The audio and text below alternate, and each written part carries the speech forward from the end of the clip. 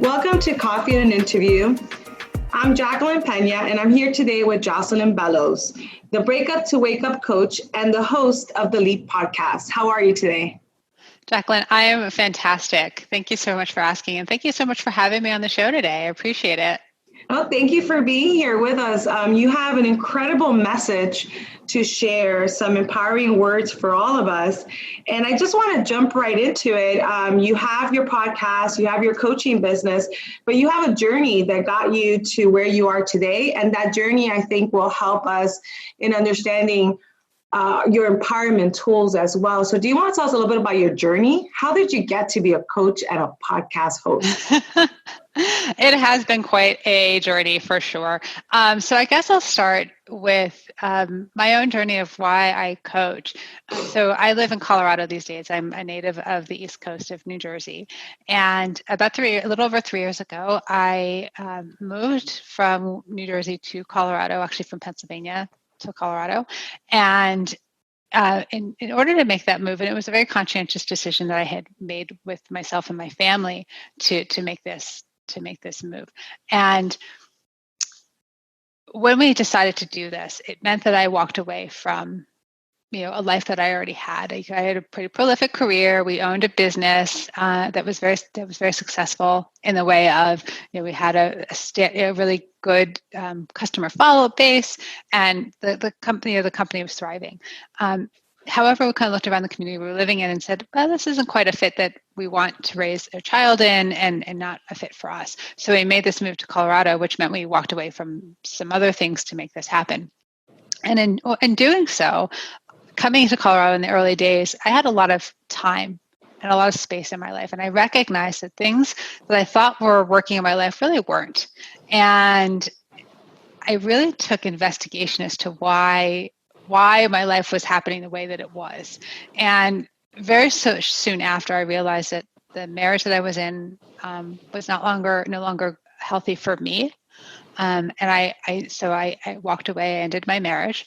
And in doing that, I really spent a lot of time getting to know what was going on with me, because I spent so much of my life thinking that I was chasing all these things, like chasing this specific career path, and I wanted to be married and be a parent and all these things, but yet I was feeling completely empty within. And when I started to recognize these things, I worked with my very first life coach. I didn't even know what a life coach was, because I'd been in a therapy for many, many, many years, and I hadn't seen any drastic changes. And yet, so when this life coach option appeared for me, I was like, there's something inside of me said, go for it. Like, this is your next step. And that's exactly what I did. And in those first 3 months of working with my first coach, I really started to uncover who I am and all the stuff that had been holding me back for so many years. And the holding me back was me. The conversation really began was, the curiosity I had was, I always saw myself as this really vibrant, loving, happy person. And yet that was not the person I was showing up as in my marriage and in a lot of aspects of my life. And I've come to realize that all of that was something that I actually created for myself. It was because I didn't love myself. I didn't know how to love myself. I didn't know how to allow me to take care of me, because I was so busy taking care of my husband and his business and my job and my child. Wasn't taking care of myself, which I think a lot of women do when you get into that at some point in your life. Precursor to that, though, really was for my entirety of my life. And here I was at 41, just understanding this now, that I'm 43 now, by the way.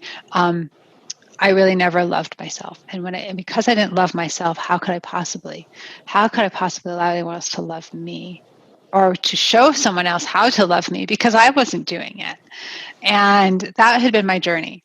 And that's why when I start to understand that and uncover and unlock the things that were happening within me, I start to understand who I was and who I am. And the joy returned, and joy to the point that I had never ever experienced in my entire life. I mean, the level of happiness within my being was greater than anything I had ever felt in my entire life. And it took me being still. It took me putting some very heavy boundaries around what was going to be acceptable, what was not going to be acceptable in my life. Um, and I had to be very principled in that. And the more that I said yes to things I enjoyed, and the more that I said no to things that didn't make me feel comfortable, that continued to rise. And so as I started, as I went through this journey, I began sharing a lot of things that was going on in my life on Facebook. People start reaching out and saying, "Wow, what are you doing?" And I want that. And that was sort of some of my aha moments that I have to share this. This gift is, I see it as a gift. It's my gift. I had to go through walking through fire to understand what it was like to really live. And since then, my life trajectory has just blown up in a bazillion ways. And you mentioned earlier, I also have a podcast, which I imagine we'll talk about as well. And that's just one of the pieces of this whole big journey that I've been on. And it's an amazing journey. You talked about walking through fire and how that journey of walking through fire gave you this gift now where you can help other people through their journeys. And, I made a connection with you early on because my own journey, I walked out of my own marriage. It wasn't the right fit for me. And having to go through that process of learning who I was on my own, by myself. Who am I? Not who am I when I'm taking care of this person, or marrying this person, or making this other person happy. But who am I, Jocelyn Pena, and what does that mean? And what makes me happy? And then finding that happiness. And for you, your walk through fire gave you this gift that led you to this place of happiness that you're in right now. And now you're using this gift to empower other people to walk through their path or their fire. Hopefully it's not that fiery, but we all have this journey, this very difficult journey that's walk through fire. And when we finish that journey, we should come out a lot stronger. That's the idea. And you have a gift that helps empower people through that process. Do you want to talk a little bit more about that process or what you do in terms of your coaching with your clients and helping them find their gifts as they get through their journey?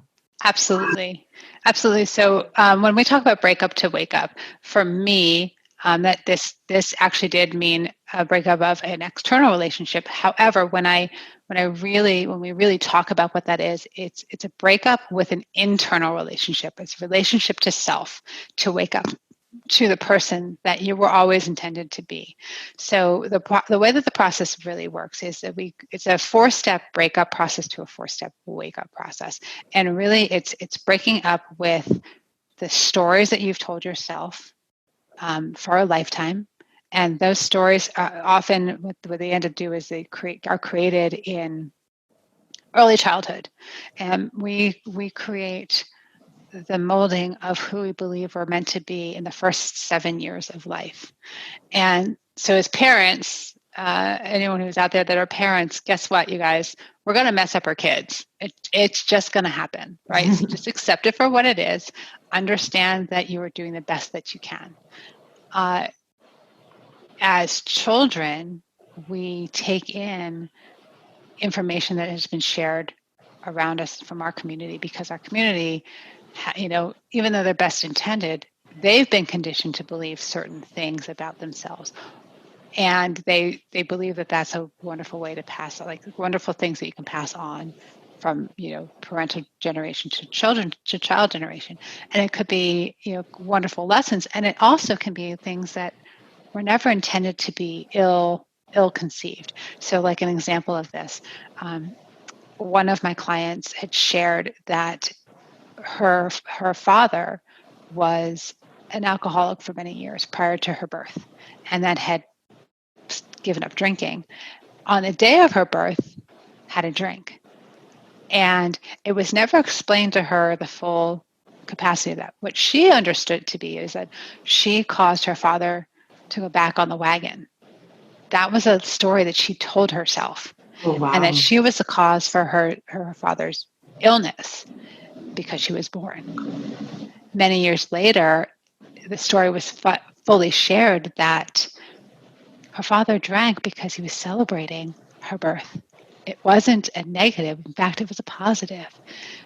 However, for 30 some odd years of her life, she created this storyline that she was the cause of something tragic for her father. And it caused all sorts of chaos within her life and how she showed up in certain aspects of her life. And until she got to the root of that and got the full story, got to the root of that, we took that root out and then we planted a new seed and planted a new nourishing seed to say, this is the new story. This is who you actually are. You didn't cause anything. You just are. So we break up with stories that aren't serving us. We end energetic ties with people that are no longer working in our highest and best interest. And as we start to break away these old ways of being, pattern behavior, conditioning that we've been told about what we're meant to show up as, when we start to break away from those aspects and really get down to the root, literally pulling roots out of our head, is when we get to start to plant those new nourishing seeds. And when you walk through that veil of fear, because it's a veil of fear, and fear is all what we've constructed in our mind. It doesn't actually exist. It doesn't actually exist. We start to see our lives more clearly. And there will be things that will come through from your previous life, the things that worked well, right? There might be some amazing friendships that you've had. You've had friends for generations or for years and years upon years that have always been your cheerleader and want to still see you succeed. Those people will come through on the wake up side. More importantly, as we start to wake up to ourselves, we start to create a new relationship with our being. So we start to create newly formed habits that are serving us, like waking up in the morning and before you look at that phone, one of the things that I work on with my clients is writing and journaling for 10 minutes, 5 to 10 minutes. Doesn't have to be this massive thing, just something small that starts our day on a positive note. And it doesn't have to necessarily be a positive thing that you write. It could be like, hey, I had this this ugly dream, or I'm feeling yucky about this. Get it out of your body. Get it on a piece of paper. And especially, and I encourage this first thing in the morning because your mind is fresh. The day hasn't necessarily begun. You'll start, and the more that you stay quiet, you'll start to hear your head.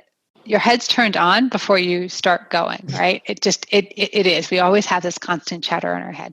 And if it's negative, it's going to stay in that chatter room for longer.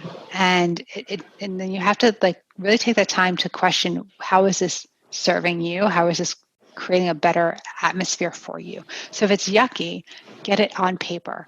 Don't read it again. Just get it out of your system. As you go through the day, if you're finding yourself in a situation that's causing tension, take a couple moments to step away and breathe. And if you can't physically step away from that, you have to be physically in that, in a conversation that you don't want to be in, you still can take a moment to do a really quick breath exercise. And this is an exercise that I share with my clients, is in that tense moment, before you respond or react, we want to respond rather than react. So respond with taking like a 3 or 4 second breath in, hold it for 3 or 4 seconds at the top. And when you breathe out for 7 seconds through your mouth. So when you breathe in through your nose, you hold it, you breathe out, extended through your mouth. And if you can do that 2-3 times, what is that, 10, 20 seconds total? That will calm your system so that you can think more clearly in response to whatever you're in. And at the end of the day, to take 10 or 15 minutes, technology-free, in either total quiet or just soft, meditative, calming music before you go to bed at night. And that's going to set your day up. It's going to set your night up really nicely to set up your next day. So those are a couple practices that I do share with my clients about how to sort of form new habits in your waking up process, because it's going to be, we're integrating newness into your system. We're really literally, my practice is we do a lot of vision work within session, and then there's homework assignments outside of session. Because we're so disruptive in our former patterned behavior, we're releasing toxins into our system, and we're shaking up the energy in our body. So we drink a lot of water, and eating healthy foods that nourish our body, foods of the earth, not this fast food stuff that we're being, the processed stuff that we're being shoved at us every day, but changing how we eat and what we eat, and being conscientious of that is all going to support this new growth. And clients will often come to me, and I've experienced it myself, is like after we do a session, there's a level of exhaustion that comes with it, because you've done so much internal body work that there's some exhaustion that comes with it. So being really kind to yourself and acknowledging you where you're at. So if you're a big athlete and you feel like you're constantly in motion, and that day you walk away from that session and you're exhausted, like honor that. Go rest, go take a bath, go take a nap, honor where you are, and forgive yourself for anything that you think you're needing to be doing. So being an acknowledgement of that. And I kind of went off on side note here, but the breakup to wake up process is really just getting rid and removing actions, thoughts, words, people, media, things that are bringing you down. And the more that you're acknowledging of that and have an awareness of that, you'll start to feel the heaviness and the weight around that. Removing that and getting that out of your system to allow for space, for newness, for support, for the ability to continue to grow into a very light, happy, productive, not busy, productive human having a human experience. You gave us a lot there. In that introductory explanation, it was filled with so much advice. Just the idea of breaking up to wake up, and breaking up with all these things that can bring us down, that can zap our energy, that can let us not focus on ourselves, actions, thoughts, media, people, things that bring us down, to allow us to move to this new place. But you gave us so many amazing tips already to help us as we're transitioning to new place, to develop habits that help us think about ourselves and empower ourselves. The journaling first thing in the morning, the breathing exercises for 10 to 20 seconds, breaking up with those negative stories we implant in ourselves and we carry throughout our lives. They're part of the breakup to wake up, but it's something that we can start doing through this reflection process.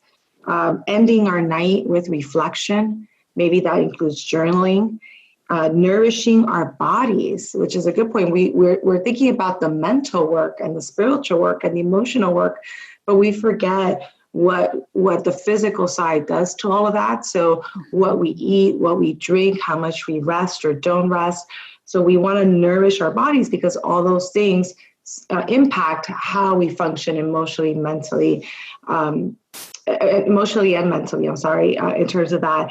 And you end that process for your clients, reminding them to be kind to themselves, to honor where they're at. It's okay to be tired. It's okay to rest. It's okay to take a little time out now because you've done all this work.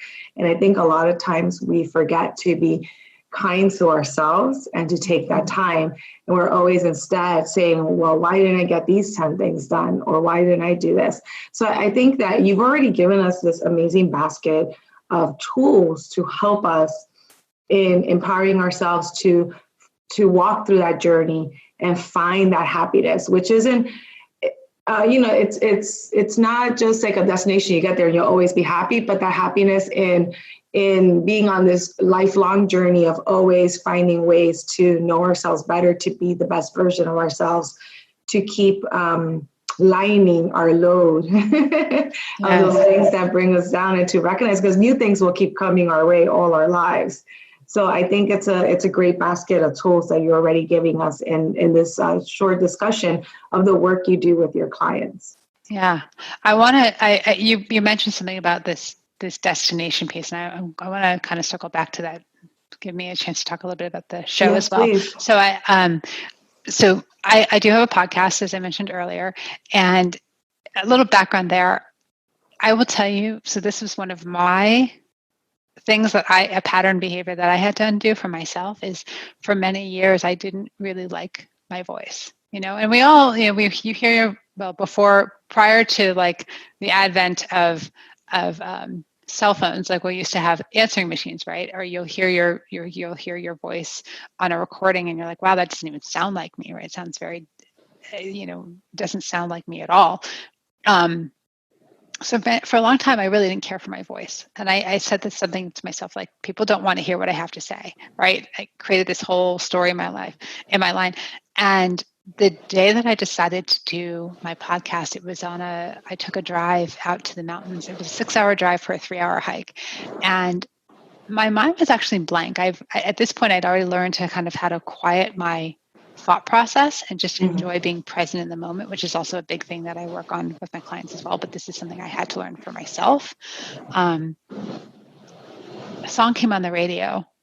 This Is Me by Kesha came on the radio. And I had no intention, by the way, of starting a podcast. None. Like, this was not a thing that was on my radar in any stretch.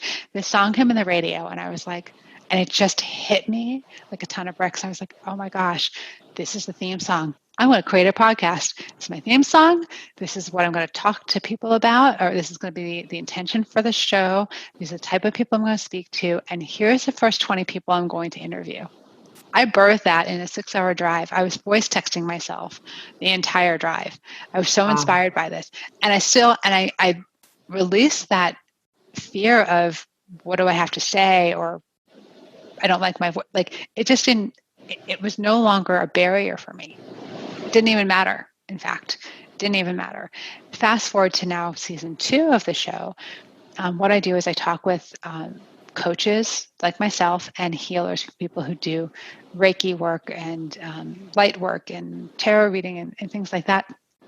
And these are my guests, because I think that these are the people that just do put amazing work into the world and are sharing their gifts and their purpose with the world and lifting others up, which I think is a purpose alone.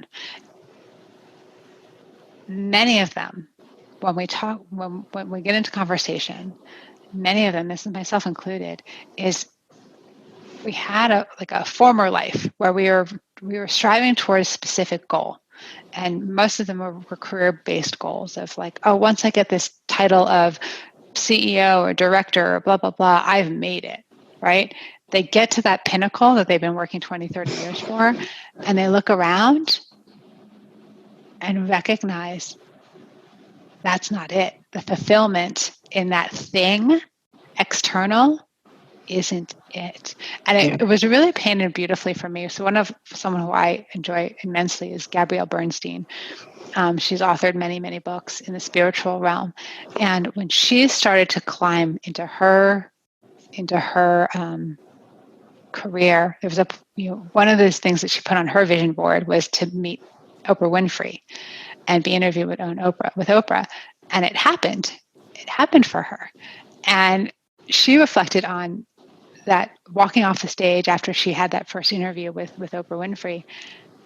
And her reflection was, well, here it had been a vision for her for 10, 15, 20 years. And she's like, oh, that was it? And this was like, this was just another thing that was in her list of life. It just happened. And so recognizing that, so I guess what I want to illustrate there is the happiness and the fulfillment and the joy and all of those pieces don't come from things external to you. None of it. It is all within us. To quote Star Wars, we have everything. You have everything that you need. I have everything that I need. I am enough. I am love. I am joy. I am compassion. I am me. I have to remind myself of that, by the way. I'm not going to tell you that my work isn't done. My work is continuing. In fact, before we got on this hopped on this call, I was shuffling some papers around, and I don't know much about Ho'oponopono. I've been introduced to it, but there are 4 key phrases that we can say ourselves through this process: is I'm sorry, please forgive me, I love you, and thank you. And these are just little ways that we can be kind to ourselves, because reality is we live connected. We live in a world where we're connected to people and having conversations external to ourselves, and to operate in this construct of life that we're currently living, we're going to set off things for other people. We're going to have conversations that we may not want to have with people, and that might we may walk away from those conversations feeling yucky about something, or feeling sad or angry or frustrated. That all occurs. Something that I was guilty of for many years is punishment. I've punished myself for how either I've treated others, or even more so, punished myself because a relationship has ended and I'm sad, and I've held on to, what did I do? How could I have done differently? When the reality is, the thing I could have done differently every single time is loved myself more. Every single time. Honored myself more. Because when you do that, you get to walk away in strength. And there's no worry about question. The only thing that you can control in this world is you. That's it. That's the beginning and end. And that's why the breakup to wake up is so important. So, a lot of people will come to me and say, well, what does that mean? Does it mean that, like, relationship has to end, or friendships? No, absolutely not. Now, can that be a byproduct of this process? Absolutely. Because what's happening is you are becoming more in tune with you and standing up for yourself and living in your power, and holding on to that. You're stepping into the being that you've always been to be, being strong, being vibrant. You still lead with love. Always. Always. There are going to, before you lived in that space, you were attracting in people that were attracted to the person you were showing up as before. So if you had weak boundaries, or you're always someone who is willing to do something for someone else but not willing to do it for yourself, well, you're going to attract people that want to take advantage of that, intentionally or unintentionally, consciously or subconsciously. That's what you're attracting in. And as you start to stand up and say, no one else is doing this, like, I'm doing this for me, and I'm not going to do for anyone else until I do for me, you're going to notice that people may fall away from you. They may challenge it. They may not accept it. They may just get angry. They may walk away. Understand that's actually a good thing, and be grateful for that, because they may not be necessarily for your path any longer, your path of continued growth and continued self-expression. That's where the strength is. That's where the love is. The more that you speak into the person that you need to be and you want to be, you're going to find yourself more satisfied, more satiated, calm within your being. And when you remove things, you make space for new. You make space for the people that are going to support your growth. You're going to make space for opportunities that support your highest and best good of why you're here. And I vision this as, and this is how I've learned how to walk through life now, is there's always going to be one hand in front of you and one hand behind you. The hand in front of you is someone else lifting you up, because we aren't doing this alone, people. We're not. Yeah. When my journey began, when I decided I really understood that I had to walk away from my marriage, I reached out to someone I hadn't talked to in 20 years.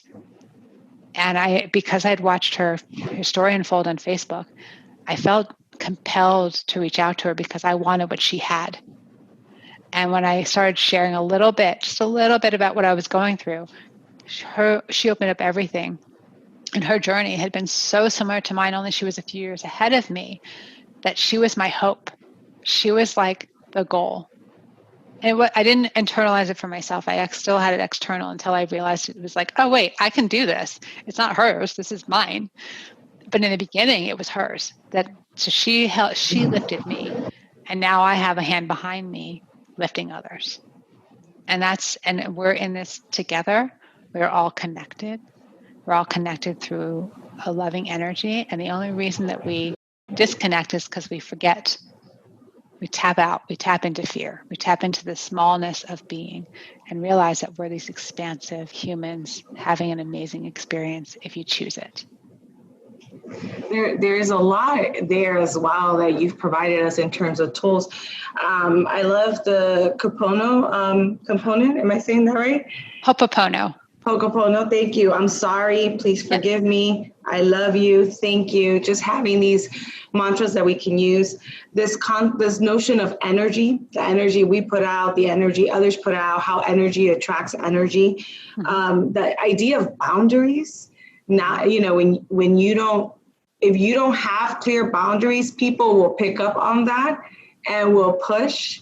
If you focus a lot on others, you'll attract those who are looking for someone to pay a lot of attention to them and to put a lot into who they are. So having clear boundaries and understanding who you are and the kind of energy that can be put out there, the kind of energy that you draw back in, I think is really important part of this work. And you also talked about purpose, and I'm noticing that as a theme in a lot of the podcast episodes.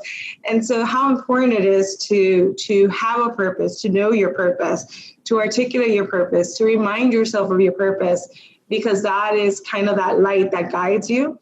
And then you end up with this wonderful concept of, there's a hand in front and a hand behind, right? So you need support, you need community, you need others, and, they're helping you, guiding you in your path, helping you in that hike up a mountain, if that's your journey, pulling you up. But don't forget to help others along the way, because as you go through your journey, you're becoming stronger, you're learning things, and you're able to help others with what you've learned. You're able to bring them with you, help pull them up that same journey, that same hike, that same mountain. So I thought these were amazing concepts for us.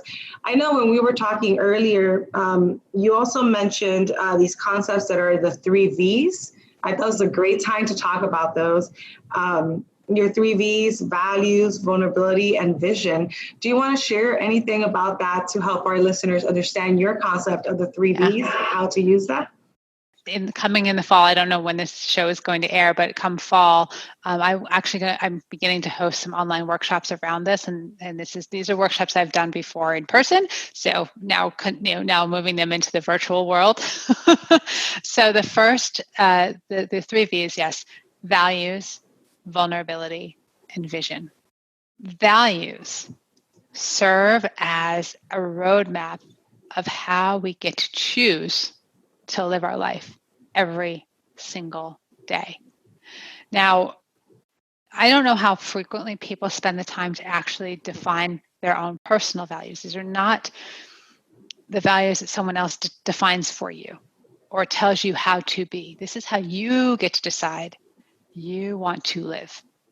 And the exercise can go in many ways. One of the things that I do is if something isn't necessarily coming to you as like, oh, I think I want to live this way, but I don't really know. Sometimes begin with maybe looking external to you, like look around to the people that you admire. And maybe you write down the top 5, top 10 people that you admire most, whether they're people that you actually know, or they're people that you just admire as figures in your life. Like Gabrielle Bernstein is one for me. From there, why? Why are you so compelled? Why do you like this person so much? What is it about this person that draws you in time and time again? Those will start to be indicators as to the descriptors of that will be indicators as to why you have why you like that person is probably aligned with your personal value. For me, one of my values actually is vulnerability. Another one is integrity. These were words that when I say these words, and Jacqueline, because you can see me, my smile is just expanding. You probably can hear it in my voice. Mm-hmm. Integrity is just living for me. And this is not the definition of textbook definition, by the way. This is how I defined it for me, is living honestly and openly with no pretense and speaking my truth no matter what. Regardless of, it's never intended to hurt anyone, but I'm not concerned about the others. I'm only concerned about me speaking clearly and cleanly and openly about me and showing up as me, no matter the situation. As you start to set up that value system, put it somewhere that you see it every day. Because that, until it starts to become imbibed in you, and you probably have already imbibed it, but you haven't really recognized that you live by these, the more that you see it, it will now become part of your daily system. Something that truly happened to me about at the beginning of Corona back in May, I had actually asked someone to be on my podcast. And I knew that this person, yes, fit the bill of a good guest and there was good chemistry. I also knew that by asking this person to be on my show, that I was actually out of integrity because I didn't necessarily, yes, the person was a good fit. I wanted to get to know this person more. And I used my show as a reason to have a second, third, fourth conversation with this person. And what resulted is I literally had pain in my lower back. And I knew that it was because I was out of integrity of asking this person to be on my show. So I went back and I actually removed the invitation and I told him why. I was clear with him. The moment that I did that, the pain disappeared. So that, when you start to really imbibe those into your ways of being, notice what changes around you. So values is number one. Vulnerability. Get really good about owning you. Drop the masks. Drop the weight. Don't worry about what other people are thinking. Really don't. It's not worth it. The moment that you start to remove that weight, you'll feel a lightness in your body and you get to speak more clearly and more cleanly. And you get to be the same person in every facet of your life. We tend to live in this space where we compartmentalize our lives where we're one way at work, we're a different way with our friends, we're a different way in our relationship, we're a different way with our family members. It's exhausting. Mm-hmm. Just be you throughout all of it, and you're going to notice how much easier life is, how much life becomes uncomplicated. And once we achieve those two steps, we start to actually get to vision the life that we want to have. And that can be done through writing, visual exercises, drawing, and feeling. And the feeling is probably the most important. Yes, you may have that vision that you might see what you want. But when you get to feel that excitement, that's one of mine has been speaking on stage. And feeling the excitement to be on a stage with several hundred people in a room, looking at me and waiting for me to speak and listening to every word. Oh my gosh. I crawl out of my skin. I'm so excited about that opportunity every single time.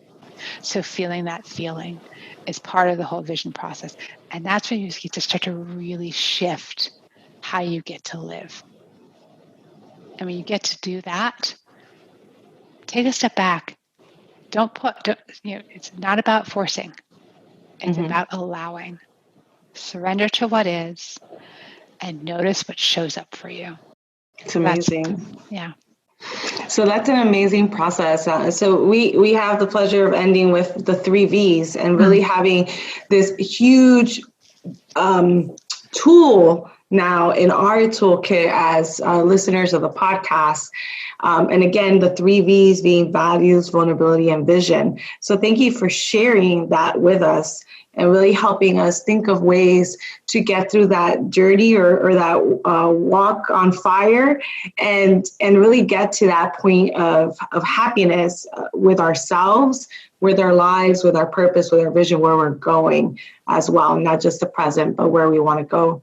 I don't know if at this point, if you have any more advice or final words or tips that you might want to share about any of the stuff we've talked about or anything related back to the coaching or your process of empowerment. Yeah, the piece that is calling to me is just continue to choose yourself. Choose yourself first every single time. And when you continue to do that, you will take the time to recognize what's starting to change within you and around you. Keep choosing you. Thank you. Thank you for those final words of advice. Choose yourself first every single time. Thank you for that, Jocelyn. And thank you for being here for Coffee and an Interview. It's been a pleasure. Every time we talk, I learn so many new things. And I appreciate you taking the time to be with us today.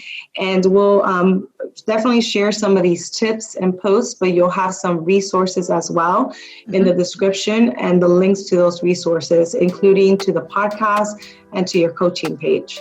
Yes. Yep. Jacqueline, thank you so much. I really appreciate your time this morning.